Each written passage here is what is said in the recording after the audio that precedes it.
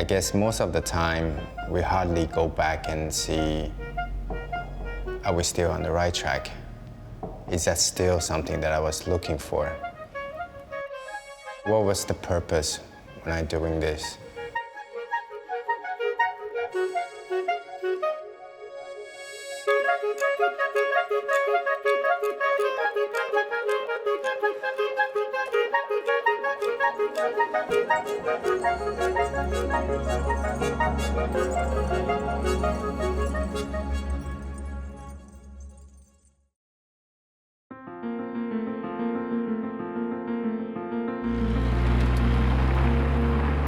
The food culture is evolving. Food in our time, for me, is really to pause and then look at what is happening in a different side of the world. So we should adapt to the nature. We try to find the common language between different nationalities. But on the other hand, we are going back, try to find our heritage. そしたらどうやって人間は生きていけばいいかなって考えた時に自然と相談しながら周りにある自然と相談しながら生きていくのが一番いいんじゃないかなって今は思ってる。だから Every time we explore Peru, we get to see new stuff. I think that things that are happening here, they deserve to be seen by other people.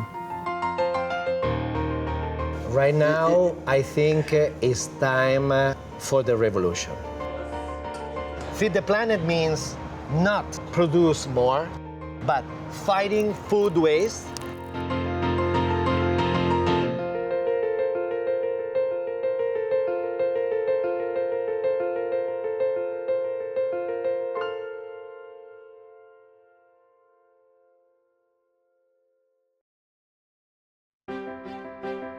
On this journey, I'm traveling to 3 continents and spending time with 3 prolific chefs with vastly different backgrounds and cultures.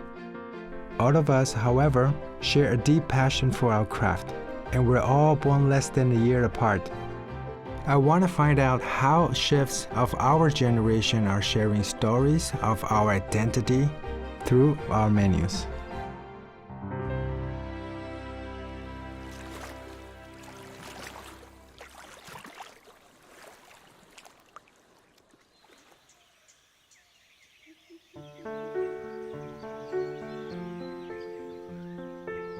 家が船寿司を作っているお店で200年ほど続いているその店を今では継いでいます。創業は1784年になるのでちょうど今で230年ぐらい経ちます。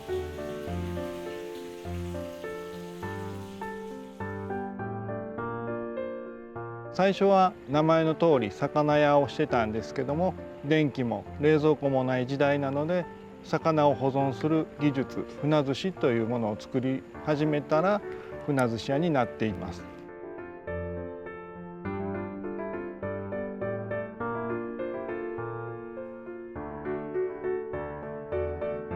こちらが船寿司になります。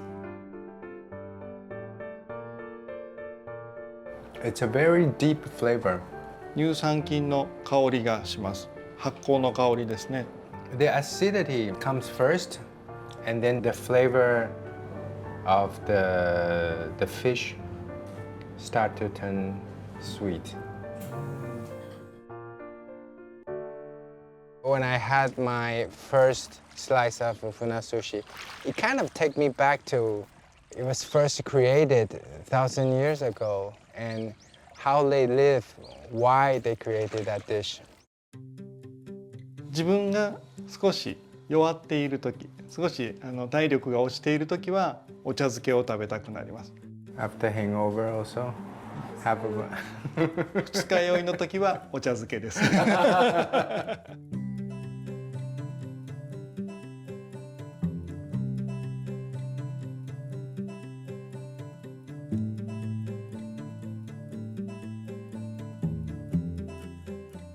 It's almost served like an anchovy in a pasta.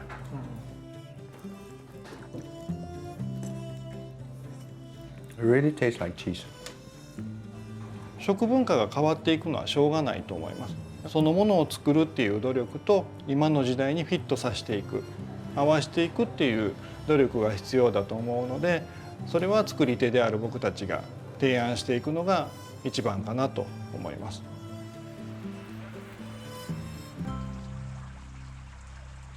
The next day, Kensuke-san invites me to his office, the same spot where his family started making funasushi over 2 centuries ago. How long has it been in here for this one? 3ヶ月か4ヶ月。So it's about ready. 準備はできた感じですね。いい味になってきてると。Yes, the taste is really good.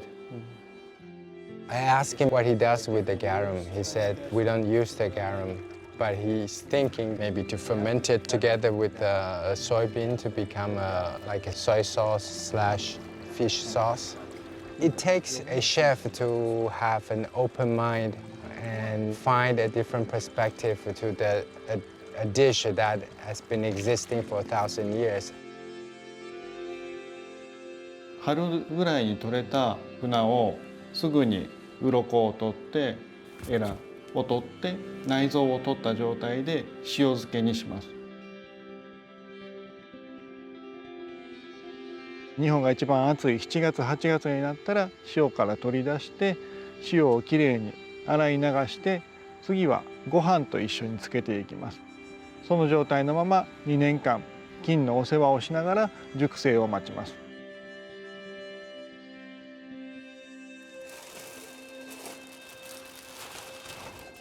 もともとご飯だったところも発酵してペースト状になっています。You definitely feel the energy while I was standing in the warehouse and thinking that hundreds over years ago they are making funasushi exactly the same way as it is.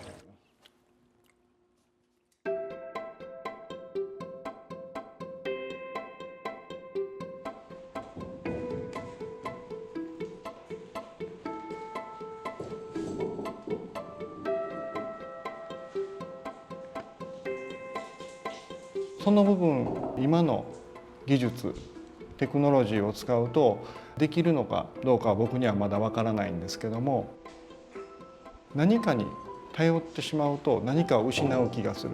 なのであくまで自分の感覚、同じ生き物としての感覚を大事にしたい。なのでこの部屋には温度計もないです。So that would be the same way that you want to pass on to your son? そうですね。そうしたいですし、今この環境でゆっくり一緒に過ごしているところです。And does he enjoy it so far? 一緒にいる時間が楽しいですね。When I heard what he said, and it reminds me when I was a kid, my mom always take me to a Chinese restaurant and then she will order a dish and then she said, okay, let's play a game. So we both taste the dish and then let's have a competition and say what's in the dish. At that time I felt fun, but at the same time she was preparing to train my palate to become a chef.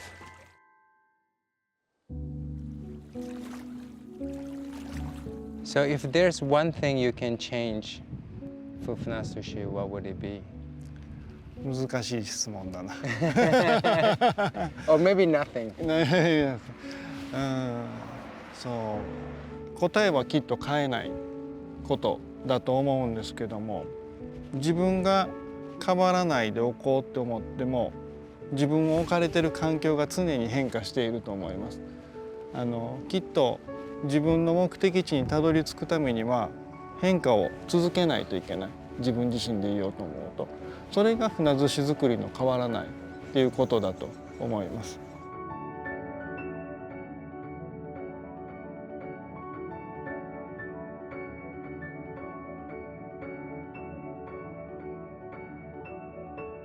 本当に強い風だったので壊れる音が聞こえても近寄れなかった。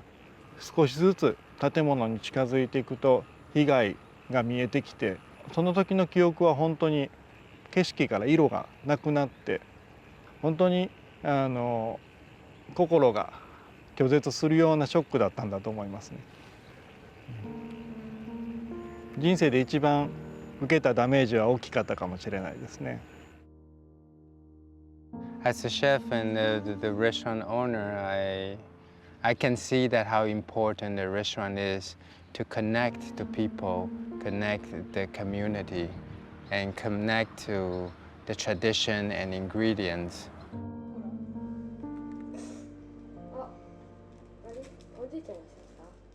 父が亡くなった時は僕は27歳、28歳実は僕の誕生日だったんです。父から直接継いでほしいと言われたことはないんですけども、父には夢がなかったのかを聞いたことがあります。父の答えはもちろん僕にも夢があったと言ったんですが、でも自分には役割として船寿司を作るっていう役割があったので、それをしていると。その時16歳の時に自分も船寿司屋になろうと決めて、そこから先の道を選びました。So now you're making tuna sushi. You think it's for your father, for yourself, or it's for your son? 一番は自分のためだと思います。まずは自分の作るものがどういった出来になって、それを食べた人がどれくらい喜んでもらえるか、そこがまず第一番で、それの積み重ねがきっと次につながっていったり、文化を守ることであったりということにつながると思うので。I enjoy sharing this moment with him, that he is optimist about future, and seems like he doesn't take this heritage or this tradition as a heavy burden that he has to carry.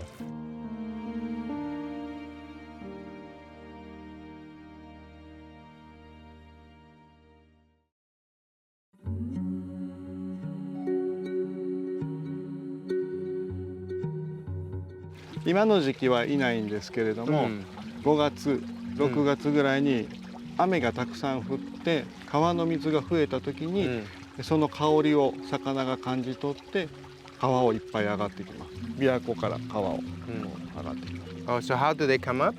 川の水もこう少し増えているのと、この橋を渡ってこれを飛んで上がってきます。でここに入って卵を産みます。お米を作るための田んぼを利用して魚が産卵をするということに気づいた人間が、お米と同時に取れるその魚を保存することをまずは目的としたのが船寿司の歴史です。今年は少し魚が少なかった。So which means that if this year you have a lesser catch of fish, then you make lesser tuna sushi. そうですね、少し今年は少ないです。やっぱりその環境が変わると安定的にこの先もずっと船寿司を作り続けられるという保証はないところが一番不安ですし、船寿司を作る方は守ることを考えないといけない。それだけでは少し息苦しくなることもあるんですが、自分たちにとって支えてくれた船寿司に対して恩返しするってことも大事だと思う。それは変わらないものを作り続けること、その魅力を伝えることが船寿司に対する自分たちがお返しできることだと思うので、船寿司を忘れるっていうことはその日本の食文化の一つをなくしてしまうということだと思うので、その部分は僕は全力で防いでいきたいと思っています。There are certain part of me and Kensuke-san that is quite similar, that not only the age, but also we both grew up in a chef's family. So in a way, I feel that we are very pure. This is all we know, and we know that we are working with nature. So we can never expect nature to be 100% what we wanted, but we are a chef, so we will always find a solution.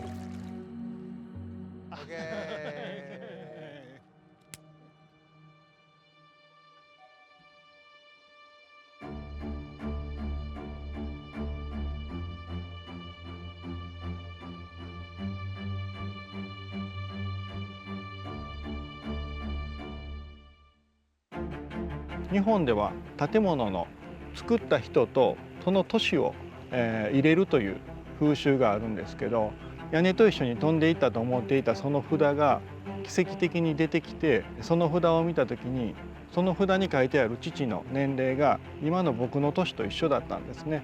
自分のしたいことをしていいんだよって言われて、父から背中を押してもらったような気分になったので、早くにそういう気持ちに切り替えられました。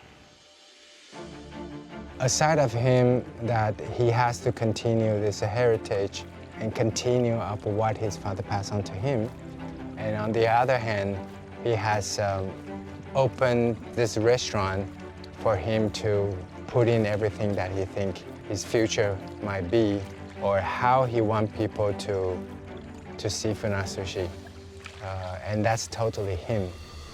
And then 1,000 years later, we want people, when they taste Funa Sushi, they still remember why it was created at that time. Maybe it doesn't taste the same anymore. Maybe the fish has changed so much, or the technique has evolved. But one thing doesn't change is the story, that where it came from.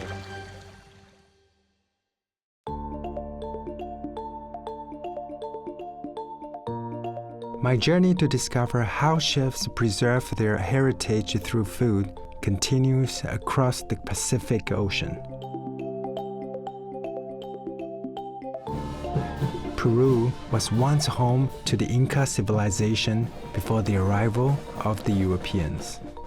Migrants from Africa and Asia thereafter have since created a unique blend of customs and traditions in the diverse nation.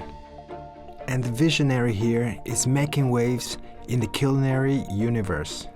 I know this is the first time André is in Peru, so that's quite an event for us.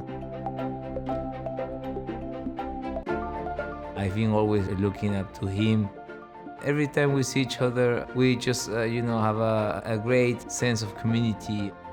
I remember I spent a few days with him. We went to Taipei, we did Singapore, we cooked together.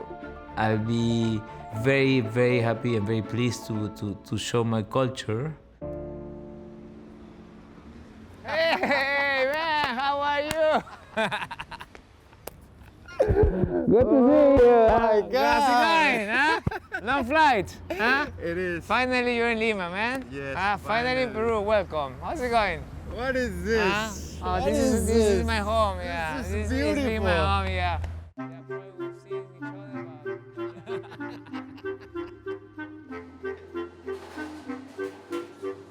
You know, on the way here, I was thinking about your past.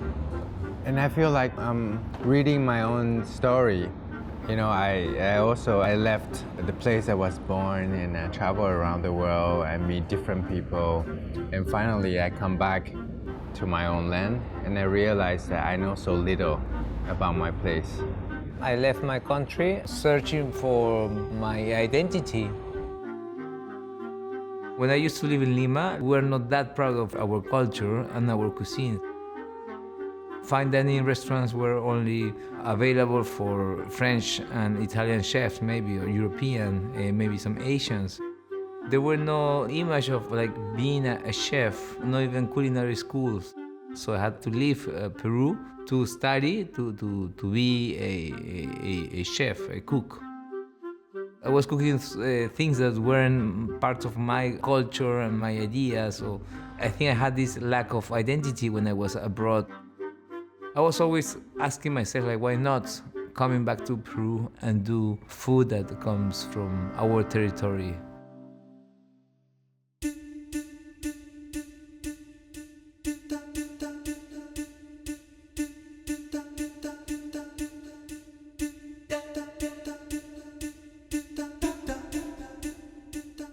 We've designed a menu based on different ecosystems of Peru, so every altitude becomes one plate, one dish. It's gonna taste ingredients coming from the sea, ingredients coming from the desertic coast, ingredients coming from the Andes, and then ingredients coming from the Amazon. So in a way, it's gonna be a journey through Peruvian ecosystems. Yeah, of course, I've been criticized about not doing Peruvian cuisine, not using the Peruvian repertoire, not using the Peruvian recipes. And yeah, I took that risk because I want to do something new. While his menu found international acclaim, it alienated many Peruvians, and striking that balance remains a challenge. I don't have to pick, between tradition and innovation. I think we do both. While trying to dig into my own culture, or like you try to dig into Peruvian culture, you realize that maybe we have like millions of ingredients, but very little way of cooking. That's very true because we have to be respectful with tradition, of course, but I think it's quite limited, for sure. Like times are changing, so yeah, we have to think in new ideas. Last night I had his cuisine, and I must say I feel so much Vigilio and Peruvian cuisine than the Peruvian flavors or tradition that I was expected. He's, in a way, trying to recreate the new tradition. Sometimes I feel almost gimmicky to take the traditional flavors or combination and give it a new twist in the dish. Luckily, I didn't see much of that in his cuisine. In a way, he used it very smartly. I feel very excited to have André right here in Central. I know he's very curious, and I know he enjoys, nature. He has a strong philosophy about food. Going to Cusco is gonna be amazing for us.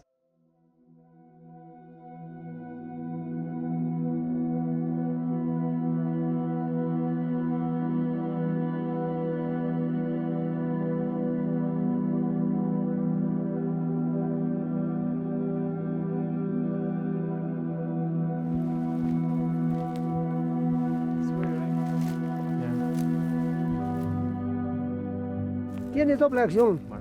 También es para el dolor de barriga, se toma en reposado en machito. También es para tener los warmis, con esto también tienen. También tienen también desluque de mano, o hinchaciones de mano. Te lavas con esto, haces hervir, entonces con eso te amarras y... ¿Esto de dónde lo conoces de conocimiento de tu familia? Es ancestralmente mi abuelo, nos ha enseñado eso, ancestralmente mi abuelo, eran así. There are many ways to define the generation through words, music, symbol, and cuisine. It reflects every generation how they live, what kind of civilization we are.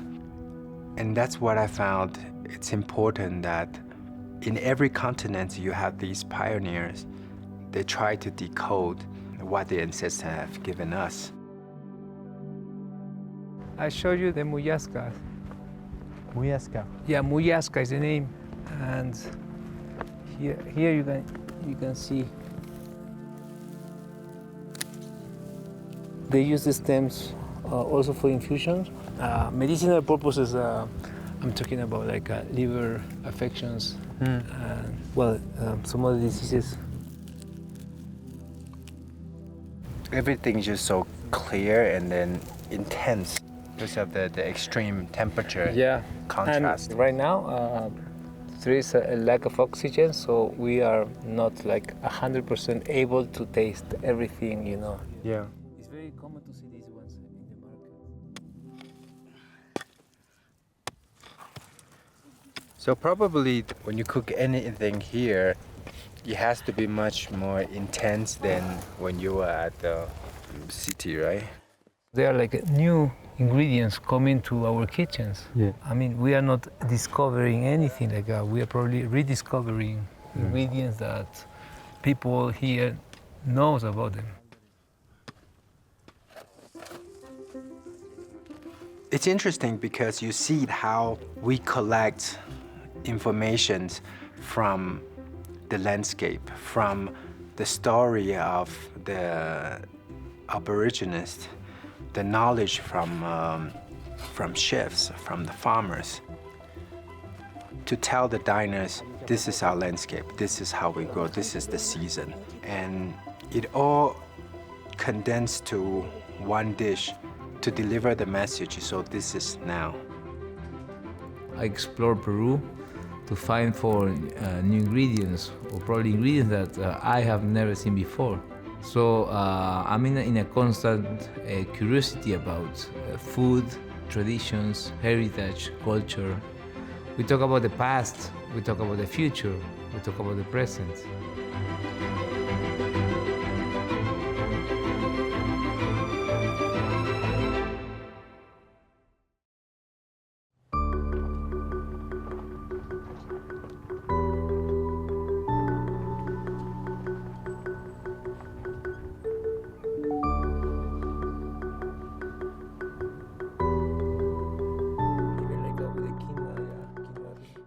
You know these varieties of corn, these different quinoas.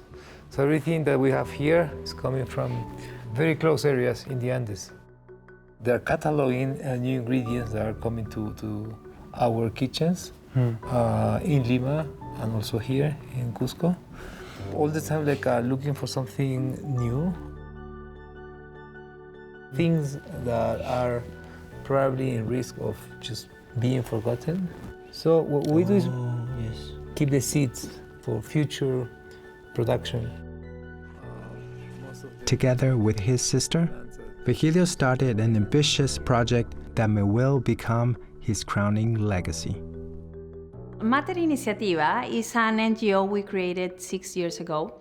Right now we are articulating knowledge about whatever we gather from the outside world, from the different origins of the different regions that we visit and explore. And it's also a collaborative kind of work. We have anthropology, we have biology, forestry engineering, and agronomists looking at nature and looking at culture in a very holistic kind of way. And that feeds the different kitchens with the right amount and the proper kind of data. One of the key tenets of Virgilio's work here is the ongoing exchange of knowledge with the indigenous community.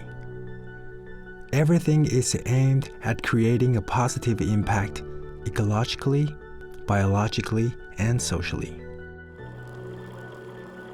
When we created Mater, we thought of a registry, and then we understood it was so much more. It was going to be a registry not only of ingredients, but of a very complete context in which ingredients grow and exist. So I think Virgilio has built something really important in our country.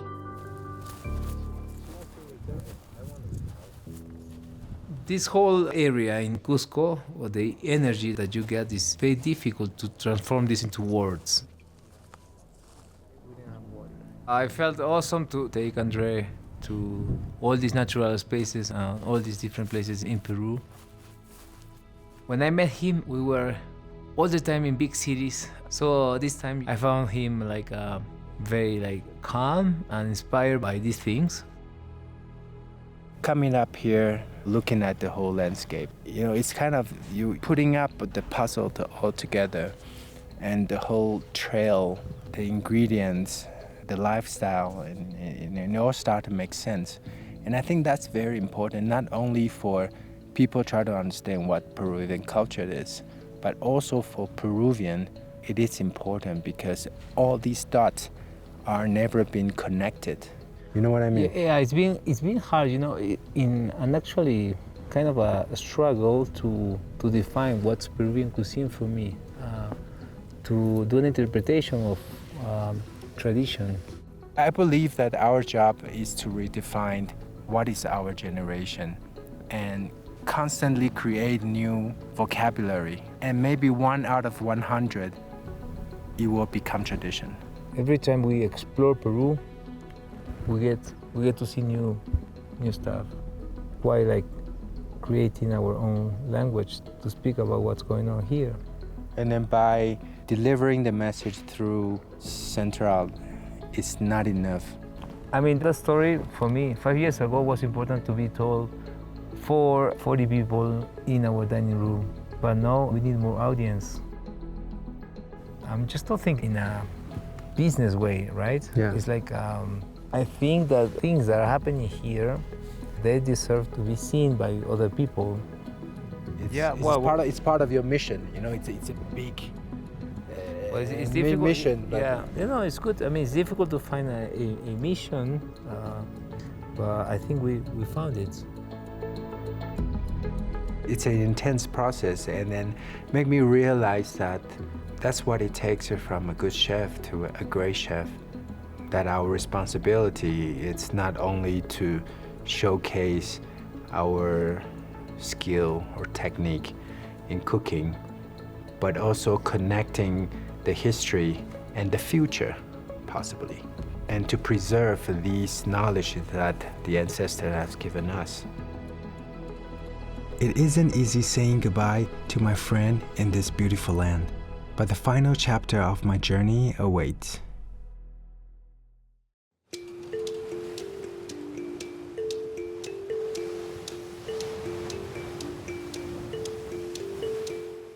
I think what really truly inspires me is giving dignity and respect to African cuisine for those who know it, to be able to feel fully proud of sharing that, and for those who don't know it for the first time to actually taste something they didn't know existed.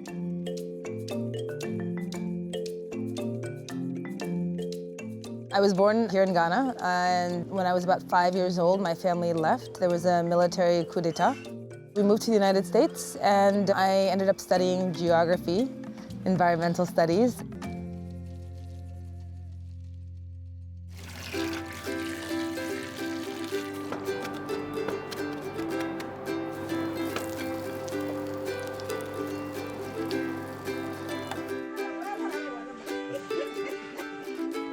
I always find that with Ghanaian cuisine and with African cuisine, there's so many preconceived notions. So the first day we met, I was really excited to be able to take Chef to the spice market and showing the elements that are the foundation and the basis of my cuisine. One of the places that I really enjoy coming to is Nima Market. You get to see sort of where so many different ingredients are coming together. This is actually one of my favorites. Locally, it's called prekese. It's a pod that comes from a tree. I don't know if you can smell a little bit of the anise quality, but it's got a caramelization. In Ghana cuisine, do you use a lot of spice? A lot of spices, yeah. So I would say that bold flavors is what we really go for. And that's the base of a lot of what we eat. And a lot of them also have medicinal properties that people are really excited about. I didn't know that in the African culture that they use that much spice. So this is actually one of my favorite ones to use. Really nice. Yeah. Really, really nice. Very floral, yeah. I feel that there are so many different ingredients out there that need to be discovered.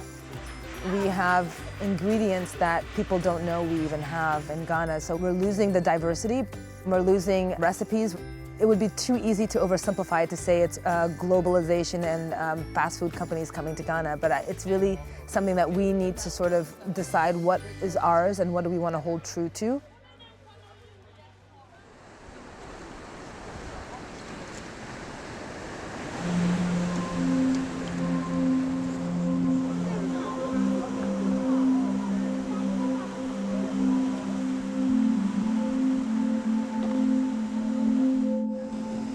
So this is Jamestown. This is the Fishing Harbour, kind of the beginning of where the city started from and it moved out. The fish market is quite a shock for me, to be honest. It's quite rough to me. But at the same time, you see that there's so many people to be fed.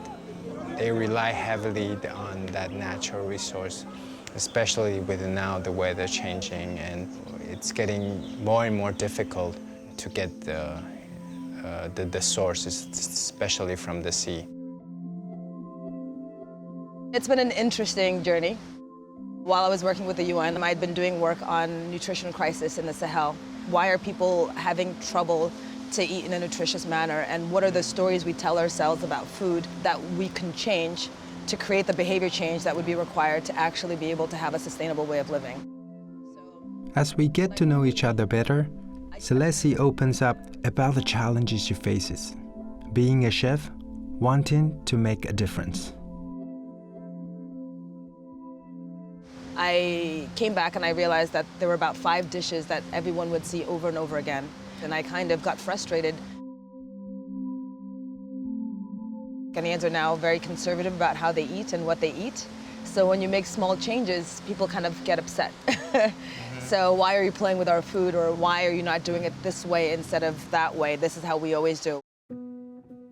Local food, and many times, is twice as expensive as imported food. So if I want to use local ingredients, what I'm doing is going to only attract clients with a certain price point. So the message can't go as wide as I want it to be. And some of the people who do have money are not ready to pay a premium for what's considered local food.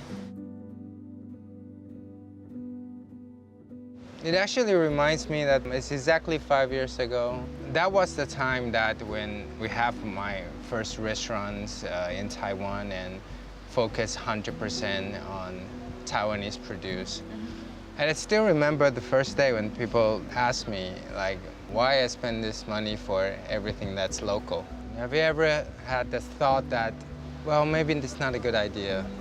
Maybe. Yeah, I unfortunately, I think I do have those moments, because when you're coming up against systems that want to stay the same, you start to wonder if you're just like hitting your head against the wall.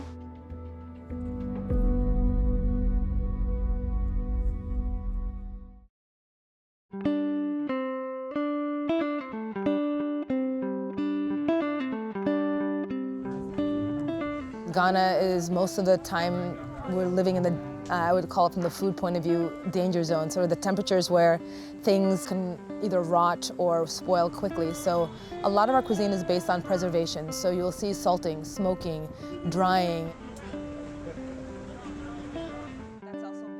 To learn how preservation techniques are infused into everyday Ghanaian cuisine, Celeste takes me to see how a local staple is prepared. Kenkey is a fermented corn dough that is cooked and then boiled. It has protection on it. After that process, it allows it to be kept for a long time without being refrigerated. So when did you learn how to make kenkey? How old were you when you started learning? I learned it from my mother. She learned it from her mother. Okay. That is what we did since when we are childhood. The food identity is how we adapt ourselves to our environment, our current environment, and try to find a way to survive or make our life better. Eventually, people does it year after year, generation after generation, and then that becomes the heritage. It becomes the way that people eat. Okay. Chef wanted to learn it, how to make kenkey. Yes. But it's a lot of work, you know? These are priceless experience that you have someone who done it for 1,000,000 times, and then they teach you how to perfect one craft. Yeah. When I think about the evolution of a cuisine or a people and how that fits into what we eat, that forms for me the elements of heritage that go into cuisine.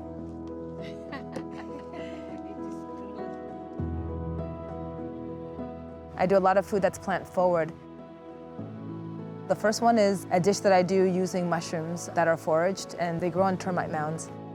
I roast them, and having that element that replaces sort of what some people might want as meat on a kebab stick. The second dish that I love sharing with people is a dish called etol, which is using avocado, and I do a plantain version with ground nuts. That for me is just sharing a little bit about our heritage. Please come on this way. Wow, the most I guess right now Celeste must feel very uncomfortable. It's a little bit of pressure. You know, because I know when you cook a dish, you almost feel like naked. As a chef, we always try to find that balance of how to keep that tradition at the same time. You don't want so much of tradition. You want it, you know. Some, but not too much. You need to be able to express yourself. We're here to push the boundary, and then one day these unique combination, maybe you get 1 out of 100 that become classics. Yeah. With guests from different walks of life living in the capital city, I get to pick their brains about Ghanaian cuisine. And Celeste assures me that no questions are off limit. I've been here for a couple of days, and every day when we went to the restaurant, and I see every other table, like 90% they cannot finish what's on the plate. I think wastefulness is a mark of probably haven't just defeated poverty, or whatever your perception of poverty is. It's unfortunate, but maybe it's a mark of our journey as a nation, you know, and we're still trying to define what this new Ghana means for us. For now, Ghanaian is an unknown cuisine, except for some parts of England. I feel like also this cuisine hasn't been elevated. That's why what Selassie is doing is so special. So looking for identity, I think it's really useful not only to look backwards where we came from, but also to look and think about the dream of, okay, what do we want to be in 20 years? When we create a dish, we think about 50% is how do I kept this tradition and continue, so people won't forget this flavor. You know, even our generation, our next generation. And the other half, we have to think of where we're going.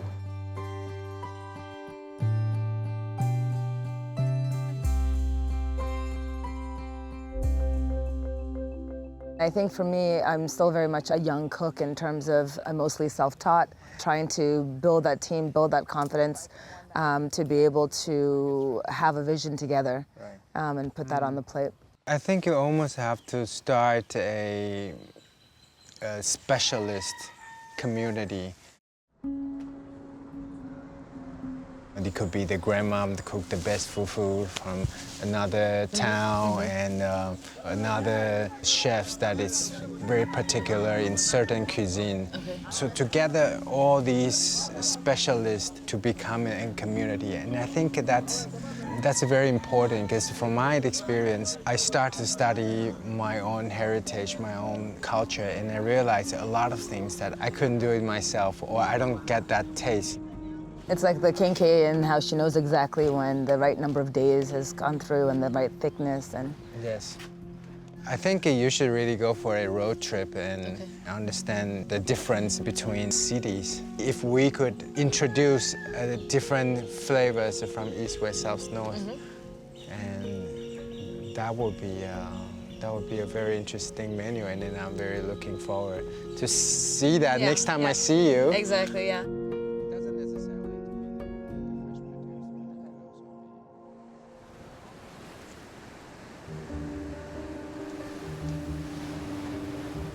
I think for me it's been important to know that it's somehow a universal journey that a lot of chefs are on at the moment or have just been on.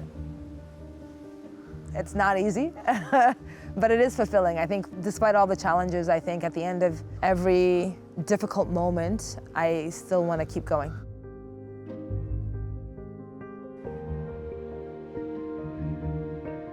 This trip about discovering the heritage started in Japan. Kensuke-san is having a very different story and approach to heritage. Heritage, it's a heavy word to him. He kind of have no choice, but at the same time he's proud of what he does, to play part in that process of heritage. For Virgilio in Peru, he's trying to give the ingredients a new identity, to give his heritage a new identity, because he has such a rich culture, such a rich ingredients that are already existing. And in Ghana, you have such a special ingredients, flavors in a different part of Ghana. They are all way to be discovered, and all these elements or identity were scattered in different places. What Celeste is trying to do is to pick up all these pieces, almost like try to dig out the gold mine with her bare hands. She needs more support. She needs more people who understand what she's doing right now. I'm sure there's a long way to go, but she's definitely on the right track. So this heritage journey, what inspires me the most is I start to respect our craft as a chef more than before. We're not just know how to cook, knowing all the ingredients, but we play a very important part in preserving heritage. It's the last part of humanity that cannot be replaced by any robots and machines. More than ever before, now I feel proud to be called as a chef.